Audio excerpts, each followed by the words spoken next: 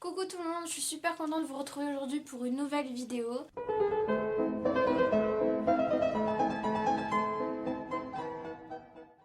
Et aujourd'hui je viens pour vous parler série. Je crois que c'est là-bas, ouais, c'est la première vidéo sur ma chaîne où je vous parle de séries. Vous aurez sûrement beaucoup plus de vidéos sur les films, mais il arrivera que de temps en temps je vous fasse une petite vidéo en vous parlant de séries que j'ai aimées.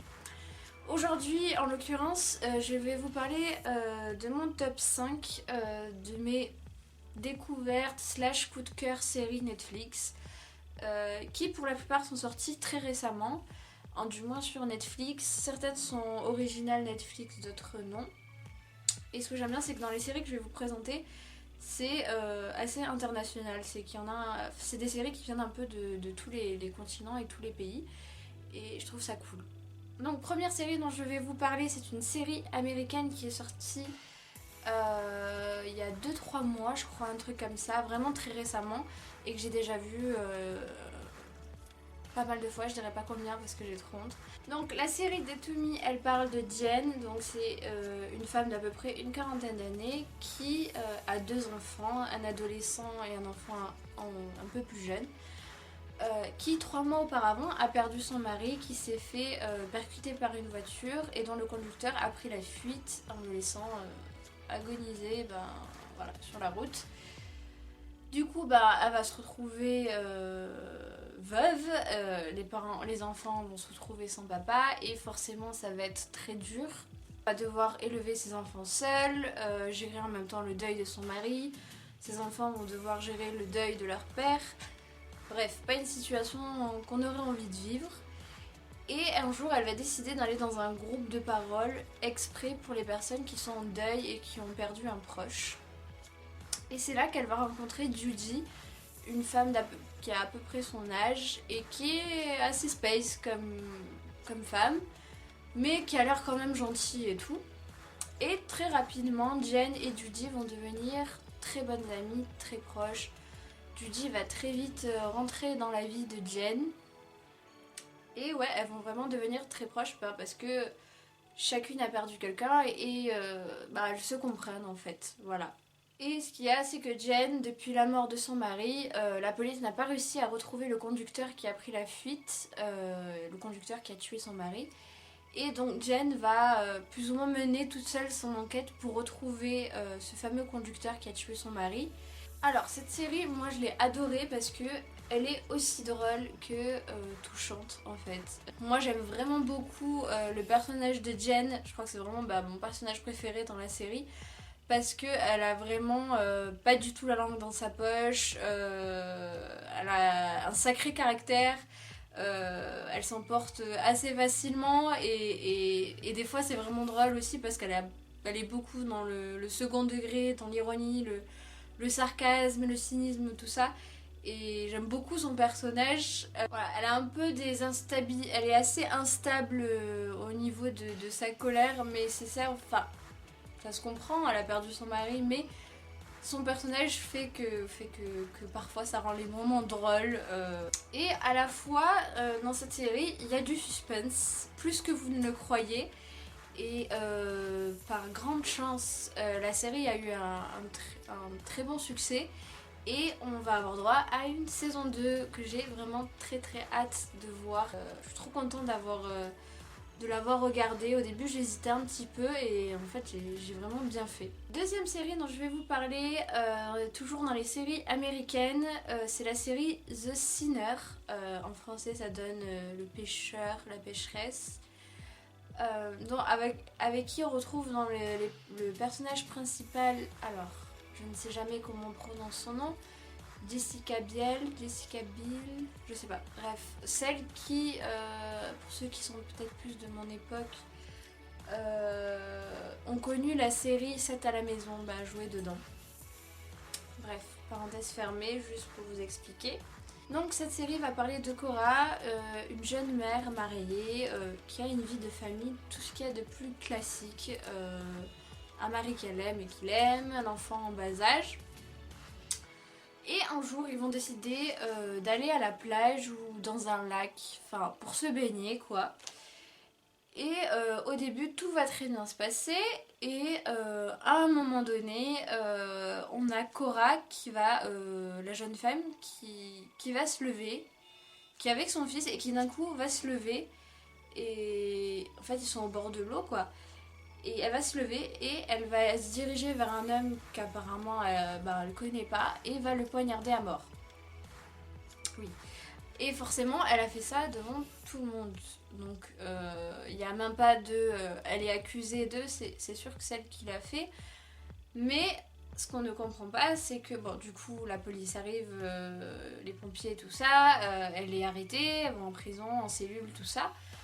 Mais en fait, personne ne comprend son geste, ni son mari. Elle, la première, ne sait pas pourquoi elle a fait ça. Elle maintient qu'elle ne connaissait pas cet homme et que elle sait pas pourquoi elle a fait ça. C'est comme un coup de folie en fait, on sait pas. Et il y a le détective en fait qui est sur l'enquête, qui est là pour enquêter. Qui va s'intéresser à son affaire mais de plus près et qui en fait ne va pas comprendre parce que c'est une jeune femme qui n'a vraiment pas du tout le profil d'une meurtrière, qui n'a aucun antécédent juridique, enfin avec la loi, elle n'est jamais en prison, enfin jamais été, enfin vraiment pas du tout le profil de quelqu'un qui irait poignarder à mort quelqu'un. Et aussi parce qu'également la femme maintient qu'elle ne sait pas qui est cet homme, qu'elle ne sait pas pourquoi elle a fait ça. Enfin, voilà. Très bizarre. Du coup, lui, il va essayer de creuser et ils vont se rendre compte qu'il y a des parties de sa vie où elle n'a pas trop de souvenirs. Et il va l'aider à essayer de retrouver ses souvenirs pour essayer de comprendre pourquoi elle a fait ce qu'elle a fait. Parce que c'est logique aux yeux de personne. Son mari, le premier, ne comprend pas pourquoi elle a fait ça. Sa famille, la police, même la police ne comprend pas. Alors dans cette série, je me rappelle... Pardon. Alors dans cette série, je me rappelle qu'il y avait, quand je l'ai regardée, il y avait vraiment un suspense insoutenable. Il y a 2 saisons dans cette série. Mais la deuxième saison, en fait, si vous voulez, elle n'a pas vraiment elle a pas de rapport avec la première. Du coup, je l'ai pas regardé. J'ai regardé un épisode, puis après, ça m'intéressait moins. Peut-être que je regarderai, mais pour l'instant, c'est la saison 1 que j'ai aimée. Vous n'êtes pas obligé de regarder la saison 2 si vous avez aimé la saison 1. Donc voilà, il y a vraiment beaucoup de suspense parce qu'on a vraiment envie de comprendre ce qui a pris à cette jeune femme. Et c'est une série qui est à la fois hyper touchante et qui, je crois, j'ai presque pleuré à tous les épisodes. Enfin, avis aux âmes sensibles parce que ça aborde des sujets assez durs et qui, si vous êtes jeune adolescent, voire même un peu plus jeune, c'est pas forcément une série que je vous recommande. Donc, avis aux âmes sensibles, petit disclaimer. C'est vraiment une série super que j'ai adorée. Genre, quand elle était finie, j'étais trop dégoûtée. Troisième série dont je vais vous parler, et cette fois-ci, c'est pas du tout une série américaine, ni anglaise, ni française, ni nanana. C'est une série suédoise. Alors là, pour le coup, Netflix nordique, si vous passez par là, vous vous êtes surpassé avec cette série parce que elle est incroyable. Elle est incroyable. Vraiment, cette série, mais une pépite. Une pépite. Une pépite. Donc cette série, de quoi elle parle En fait, ce qui va se passer, c'est que elle va suivre la vie d'une jeune fille, Maya, qui a 17 ans, qui est donc lycéenne. Et un jour, va y avoir une fusillade dans son lycée, et c'est elle qu'on va retrouver sur les lieux du crime, l'arme à côté ou l'arme dans la main, et en état de choc, et qui vraisemblablement, j'arrive pas, hein, et qui vraisemblablement, c'est ça, oui, n'arrive pas à se rappeler de ce qui s'est passé, de pourquoi elle a tiré, est-ce que c'est elle qui a tiré sur les autres élèves, pourquoi elle a fait ça. En fait, elle est retrouvée par la police en état de choc, incapable de dire ouais, ce qui s'est passé. Du coup, elle va être arrêtée et accusée de meurtre, forcément. Et en fait, voilà, elle a vraiment un genre de blackout, ce qui arrive très souvent quand on a vécu un traumatisme. Ça arrive qu'on le refoule pendant des années, c'est un peu ça qui se passe dans la série. Et donc du coup elle a un blackout sur cette journée, sur ce jour-là, sur ce moment-là. Elle sait pas ce qui s'est passé, elle ne se rappelle pas ce qui s'est passé. Et heureusement pour elle, elle a son avocat qui va tout faire pour l'aider. Et pour l'aider à retrouver un peu, à se rappeler de ce qui s'est passé ce jour-là. Parce qu'il sent pareil, elle a pas, comme un peu dans l'autre série, elle a pas le profil d'une fille, d'une meurtrière quoi, qui viendrait tuer des gens dans son lycée. Donc il va tout faire pour l'aider. Et en fait, ce que j'aime bien dans le film, c'est que si vous voulez, toute la saison, en fait, c'est juste une seule saison, hein, c'est une mini-série. Je crois qu'il y a 10 ou 8 épisodes. C'est en fait des sortes de flashbacks de sa vie avant le jour de la fusillade, donc peut-être quelques mois avant la fusillade. Et donc sa vie avec son petit copain notamment qui a un rôle important dans l'histoire, ses amis du lycée, tout ça.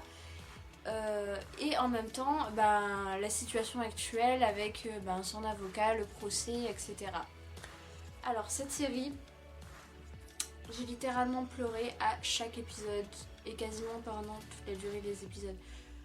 Je veux pas vous faire peur, mais en tout cas moi je suis une personne extrêmement sensible, ça doit être pour ça.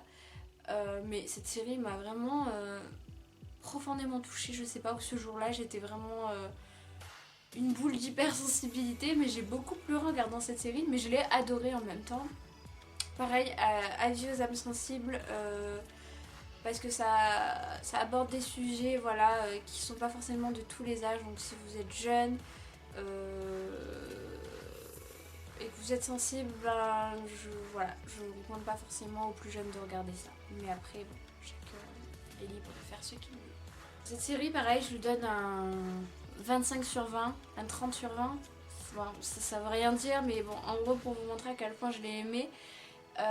Et ce qui est absolument incroyable dans cette série, c'est que tous les acteurs, du moins les acteurs principaux, donc Maya, celle qui va en prison, celui qui joue son petit copain, ses amis, tout ça, sont tous des acteurs qui, pour la plupart, cette série était leur premier rôle dans le cinéma ou dans les séries ou dans les films.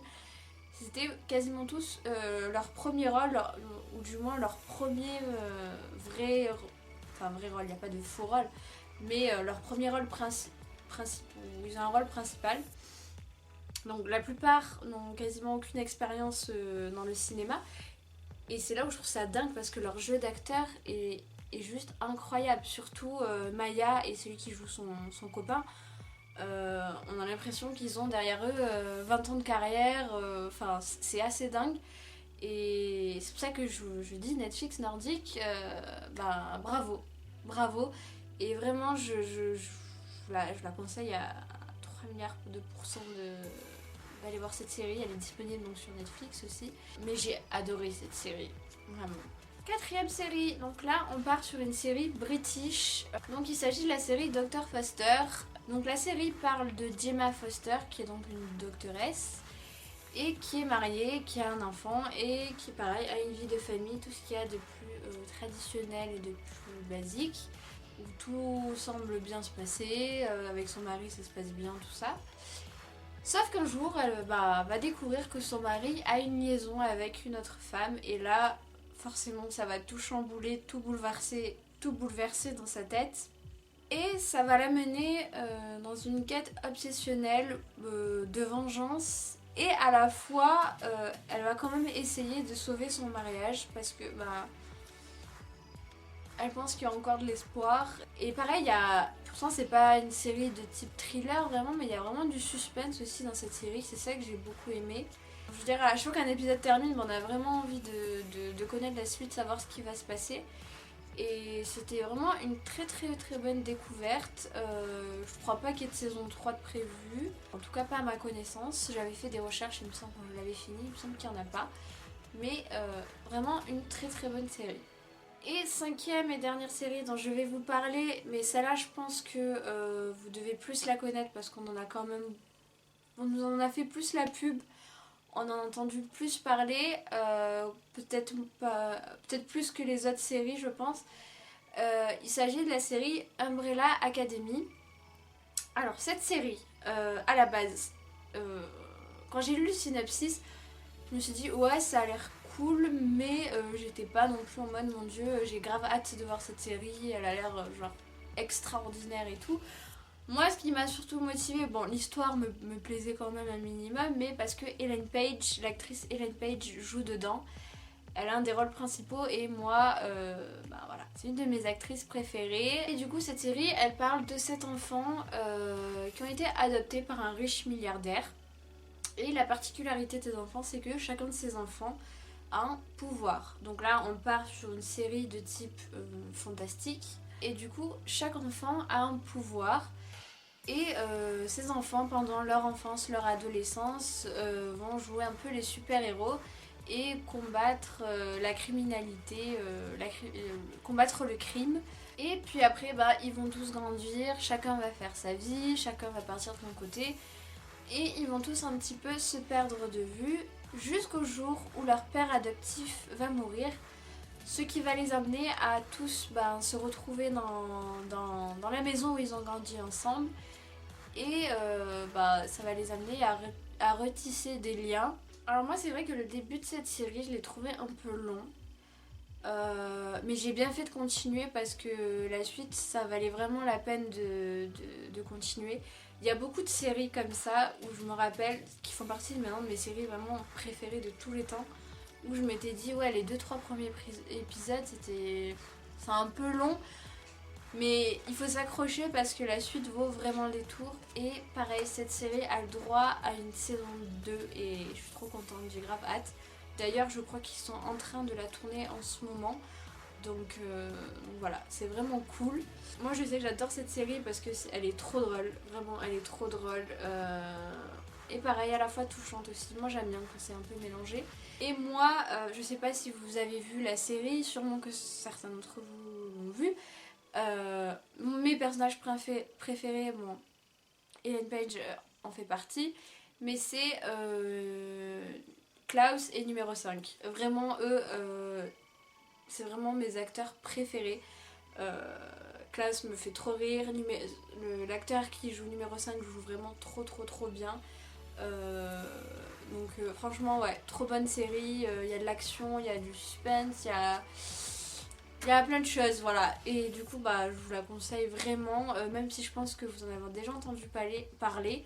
Mais si vous n'étiez pas convaincu, que vous n'étiez pas sûr que vous voulez la regarder, ben moi je vous dis, je vous la conseille vraiment. Pareil, je mettrai une très bonne note à cette série. Bah écoutez, c'est déjà terminé. J'espère que la vidéo vous a plu, que je vous ai fait découvrir des séries, je l'espère. N'hésitez pas à mettre un pouce bleu, un pouce en l'air si la vidéo vous a plu, à partager sur les réseaux sociaux, à commenter pour me dire ce que vous voulez, si vous connaissez les séries, si vous les avez aimées ou si vous les avez regardées, ce que vous en avez pensé. Voilà, vraiment, dites-moi ce que vous voulez dans les commentaires et aussi n'hésitez pas à vous abonner si mes vidéos vous plaisent, si ma chaîne vous plaît. Et moi je vous dis à très bientôt dans une prochaine vidéo. Salut!